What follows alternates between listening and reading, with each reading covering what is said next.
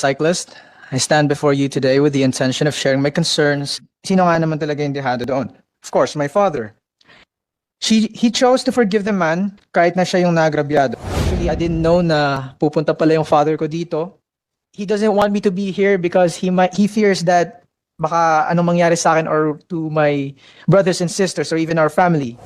And I would like to congratulate your father for raising you up to be a fine gentleman you are today. This is a remix. Prepare for launch in 3, 2, 1.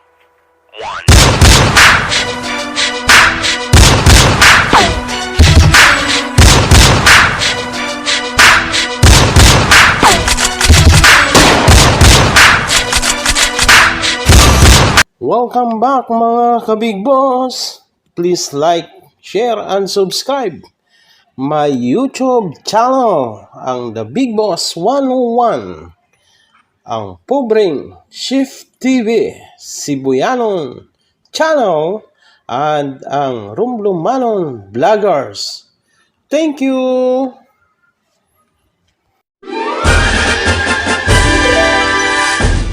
Naman talaga yung dehado doon. Of course, my father. He chose to forgive the man kahit na siya yung nagrabyado. Actually, I didn't know na pupunta pala yung father ko dito. He doesn't want me to be here because he fears that baka anong mangyari sa akin or to my brothers and sisters or even our family. And I would like to congratulate your father for raising you up to be a fine gentleman you are today. Mr. Alan Badjula, may samaan ba kayo ng loob ng anak mo? Ang ano ko lang, sana nung mga interviews nyo, kay Katunying, may iba pa, parang pansin ko lang, parang wala kayong remorse, no? Sa ating mga Pilipina, napakapagpatawad natin lahat. Di ba? Mabilis tayo magpatawad eh. Yung init ang ulo, bugso lang yan. Pagtas mamaya, magpapatawaran din kayo. Pero ano pong nasa loobin nyo ngayon? Kayo ba yung nagsisisi sa ginawa nyo? Tingin nyo po, may kakamali kayo? Your Honor, humingi po ako ng kapatawaran sa nagawa ko. Sa lahat-lahat ng nagawa ko po mali, humingi po ako ng kapatawaran. Yes, actually, Your Honor, kanina pa siya humingi ng pasensya, patawaran. At yung Kanina pa. Continue. At yung kay Mr. Banjola, pinatawad ko na rin po siya sa damage ng kotse ko. Kaya nga ho kami nagkabati po.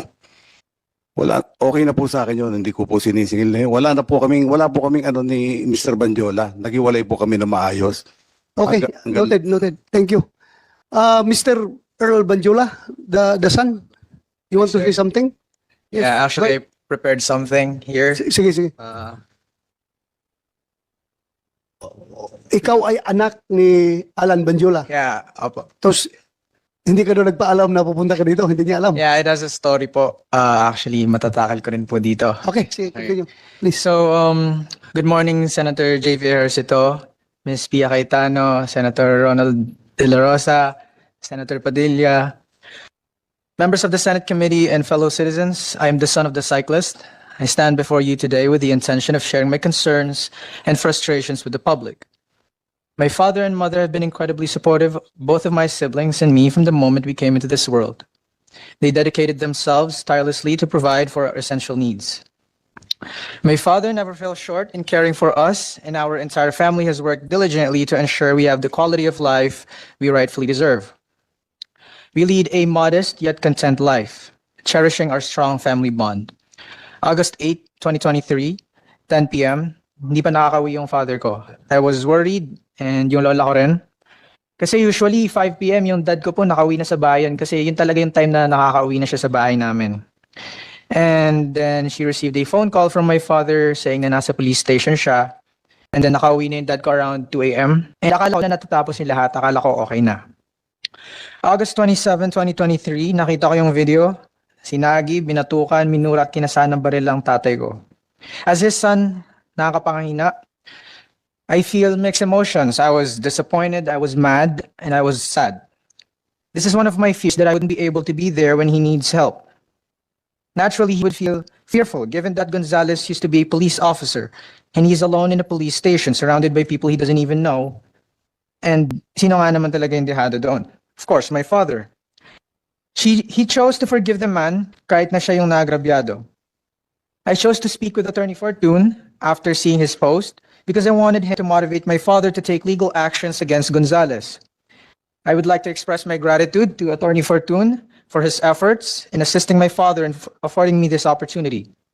despite the potential risks involved. However, my father had already made his decision. Nevertheless, I convinced myself that I needed to instill hope in our society and to my father. I want my father to recognize the significant opportunity in confronting Gonzales. However, weeks went by without any progress, and then I was given this golden opportunity to speak in front of the Senate. Actually, I didn't know na pupunta pala yung father ko dito. And I don't want fear to continuously prevail over justice throughout my entire life. God made this happen. I observed that the media provided Gonzales with an opportunity to express his views, whereas my father, on the contrary, was unable to share his concerns during that time with the public due to the fear that our lives might be altered and one of us could potentially face harm or even death. For me, I hold respect for the Gonzales family. But it is crucial for everyone, regardless of their wealth or status, to follow the legal procedures that apply to all human beings. The law dictates this. And resorting to threats and abuse of power should not be the approach. This is the standard process when someone is caught or has committed wrongdoing. They should express remorse, perhaps shed tears, because they have been apprehended. But what if the video had never come to light in the media? What would have transpired then? One should anticipate the repercussions of their actions. For my father, I know he's mad at me. Hindi ko alam ang magiging desisyon mo. But as your son, nire-respeto kita sa desisyon na gagawin mo. Actually, he doesn't want me to be here because he fears that baka anong mangyari sa akin or to my brothers and sisters or even our family. But I want to man up. I want to show courage. I'm still grateful that you showed us that you care for us. And I'm grateful that you are my father. Either you want to forgive him or not, I want to make sure you understand that whenever an opportunity arises or a significant societal shift occurs, it's crucial to take advantage of it. This action will help safeguard the well-being of future generations. To our senators, it is their responsibility of each and every person in the government to prove that it isn't, that our justice system is not flawed. They have to prove it. They have to defend the underprivileged and vulnerable. We exist in a society where the notion that mayaman lang ang may hustisya is becoming all too common, and I've grown wary of it. As a member of the younger generation, we are wary of this state of affairs.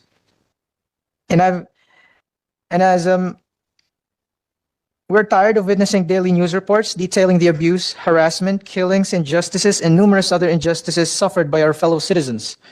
And my father is a victim of injustice. Individuals who possess firearms, especially law enforcement officers, should undertake a process aimed at promoting responsible firearm ownership to ensure they use their weapons responsibly and minimize the risk of harm to the public. Those in positions of authority should exercise their power responsibly for the betterment of society. Public taxes should be utilized for the greater good, enabling the creation of laws that ensure the safety of our citizens both day and night, whenever and wherever they venture outside. And it is important to recognize that fear acts as a constraint as humans. I want my father to understand that. Kung ipapakita natin na takot tayo sa ating mga kababayan, yun na din ang magiging paraan ng pamumuhay nila habang buhay. Mananatili tayong takot. We must break the cycle. We must exhibit not only resilience but also courage in the face of those who oppressed us. Cease to underestimate the youth, for they represent the future. Don't diminish our potential. Despite our youth, our determination for change exceeds conventional expectations. And allow me to end this with a quote. Injustice anywhere is a threat to justice everywhere. We are caught in an inescapable network of mutuality, tied in a single garment of destiny. Whatever affects one directly, affects all indirectly. I hope the Senate will find merit in my words. My aspiration is that this will also serve as a beacon of hope to my father and for the public, indicating the possibility of societal transformation. Thank you. Thank you, Mr. Earl Banjula. We heard you loud and clear. And thank you for manning up in behalf of your father. And I would like to congratulate your father for raising you up to be a fine gentleman you are today. Ha? Pasalamat pa rin sa tatay mo. Ha? Sana walang samaan ng loob between you and your father. Because sa akin, napaka-importante yung pamilya. Ha? Mr. Alan Banjula, may samaan ba kayo ng loob ng anak mo? Okay lang? Actually, nag-aalala lang po sa kanya yan sa Nag-aalala ka lang? as a father po. Kasi hindi ko po alam na nandito yun eh. Akala ko kung nasa school po. Actually, di Kasi po ako umingit sa akin nagkatinga. ng Take pa- note lang ah. Humingit Mamaya sa pa akin yung pasok yan, ko. papasok ng school. So hindi ko po alam na nandito yan. Mamaya, pumasok ka na ha? Huwag ka galing mo dito. Mamaya pa po yung pasok ko. Ha? Mamaya pa? Mamaya pa po, panggabi po ako. Okay, pero please, I am asking you ha. Please, huwag ka kahit na nakita mo na mukhang nakukulangan ka sa aksyon ng tatay mo, pero huwag kang sumama ng loob sa tatay mo ha. At Mr. Banjula, napaka-importante po yung pamilya. Kaya yung anak mo, intindihin po rin yan dahil you raise him up to be a very good person. Kaya siya nagsalita ngayon. Hindi ko po siya masisisi, Your Honor, kung hinahangaan niya si Atty. Raymond Fortun. Kasi magaling naman talaga ang abogado. Very Wala po akong magagawa sa sitwasyon na yan. Model niya. Naging model niya. Mr. Chair, Yes, pwede ba laman kung saan nag-aaral si Earl? sandali lang. I would like to acknowledge the presence of Senator Jingo Estrada. Pasensya ka na, Your Honor. Hindi Okay kita lang. recognize. Sorry for coming in late. Nag-attend ako ng isang hearing pa. Yeah, thank you. Saan ka nag-aaral, Earl? National University po. National University? From elementary to college? Hindi po, college lang po. Elementary? High school? St. Vincent de Paul Academy. Ano kinukuha mo? Civil Engineering. Civil engineering sa NU. Because you have a good diction, ha? Okay. Sige. Salamat. Bakit? Mas maganda pang diction niya sa diction ko. Ikaw, Senator Jingo, you're implying something, ha? My diction is very Bisayanic, ha? Anyway, ganun talaga ang buhay. Hindi ako nakapag-aral sa private na school, kaya barangay school lang yung akin. But anyway, senador naman ako ngayon. Diba? Sino pang gusto magsalita? I would like to entertain. Andito na lang kayo. Pagbigyan ko kayo. Please raise your right hand para hindi ko na kayo in order. Baka may pre-prepare kayo. Pakinggan namin kayo habang andito kayo. Yes, lahat ng mga representative ng bike community, I will give you the floor. Sinong mauna? Please go ahead, Attorney Porton. This time, you are our resource person. You're not counsel. Yeah, you are a resource person. So you have all the time in the world to express what you want to express. Chairman, Mr. Senator Bato de la Rosa, Senator JV Ejercito, the other honorable members of the Senate Committee on Public Order, magandang tanghali po sa inyo. At around 10:30 a.m. of August 27, 2023, a member of Pinoy Road Bikers Incorporated, a SEC-registered cycling forum, of which I am one of the moderators, and after expressing to me his concern about how a friend of his was maltreated by a gun-toting motorist, forwarded to me a video of a road rage incident that occurred 2 weeks prior. I could have easily ignored it. Hindi naman yung siklista na naagrabyado ang lumapit sa akin for my help. Nakakatakot yung itsura nung naglabas at kumasa ng baril. And my initial instincts was not to get involved. However, a voice inside me, a conscience that has been molded by my favorite saint, Saint Josemaria Escriva, whispered to me that this man had done the same act of threatening others in the past. This wasn't the first and last time he will do it to a cyclist, a motorcyclist, another motorist, or a neighbor. Saint Josemaria has exhorted laymen to be spontaneous in moments like these, to be selfless despite the obvious risks to life, to be a saint in the middle of the world. I posted a video on my Facebook page and asked for help to identify the gun-toting individual. I knew that there was no financial gain for this act. I have no political agenda, as I'm not even a member of any political party or organization. Hindi ko kailangan magpasikat. My close friends and even the media know that I enjoy my privacy. But my duty as the moderator of the largest cycling forum in the Philippines and my duty as a citizen of this country compelled me to help the poor cyclist, to get this madman off the streets, to protect other Filipinos who might be his victims in the future. Nung kinagabihan, nag-usap kami mismo nung siklista. Sinabi niya na takot siya para sa pamilya niya. Kahit na nangako ako na ilapit siya sa mga senador tulad ni Senator J.B. Ejercito, Bato de la Rosa, or Pia Cayetano. Kahit na sinabi ko na ibibigay ko sa kanya ang lahat ng attorney's fees ko kung ito ay ibibigay ng husgado.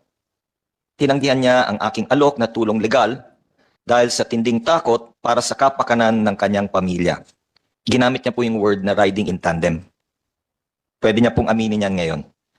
His refusal to avail of free legal services did not dishearten me. Instead, it steeled my determination to pursue this matter even if it meant exposing my family to danger. For I come from a state university where the graduates live by the motto, kung hindi tayo kikibo, sinong kikibo? Kung hindi tayo kikilos, sinong kikilos? Honorable Senators, I come to this hallowed chamber to ask for your help. Yes, you do have the power to conduct investigations to ferret out the truth not only on what happened between Alan Bandiola and Wilfredo Gonzalez on August 8, 2023, but also to find out from where Mr. Gonzalez acquired the temerity to pull out and cock his gun on an unarmed cyclist. Sinong nagbigay sa kanyang lakas ng loob? Sino ang kanyang sinasandalan? Ano ang ginawa ng mga responding policemen? Why was Bandiola left alone, afraid and hungry for 5 hours at Galas Police Station? The only outcome being a handwritten kasunduan that even left out the details of the grave threats committed by this ex-policeman, who should be held responsible for Bandiola's seeming loss of faith, that his honor would be vindicated and that the perpetrator would be punished. As a Filipino citizen, I ask the honorable senators to see if our laws need to be amended to ensure that only those who are psychologically fit would be given guns, to increase the penalties for gun holders who are found to have misused the guns they have been privileged to possess, to provide for funds to increase the number of closed-circuit televisions in all barangays for the protection of all, and to instill upon the Philippine National Police to live by its promise, quote, to serve and to protect, close quote. Finally, I believe it is about time that a law be passed that truly encompasses the needs and protection of cyclists, to consider tax incentives to companies that provide bike parking areas and shower facilities, to consider giving tax exemptions to employees who use their bicycles instead of their cars as a practical way of decongesting Metro Manila streets, to reduce the customs duties and taxes for bike parts so that the same may become more reasonable for the bike-to-work community, and to improve the bike lane infrastructure so that more people will be encouraged to use the bike lanes in going to and coming from work, if not for exercise. What happens to Mr. Gonzalez is not my concern. That is a police matter. Kung ayaw ng siklista na makulong si Mr. Gonzalez para di na mangyari sa iba yung ginawa sa kanya, nasa sa kanya na yon. My only wish is that out of this Senate investigation, laws will be passed for the protection and good of all, for cyclists as well as the general public. I have faith that you fine gentlemen and ladies of the Senate can make this happen during our time. Maraming po salamat. Thank you, Attorney Porton. And thank you Mr. for Chair. taking the cudgels for us, the cycling community, including us, Senator JB, Senator Pia. Ako, we are all cycling enthusiasts. And thank you for that. And I think thank you for your courage to expose everything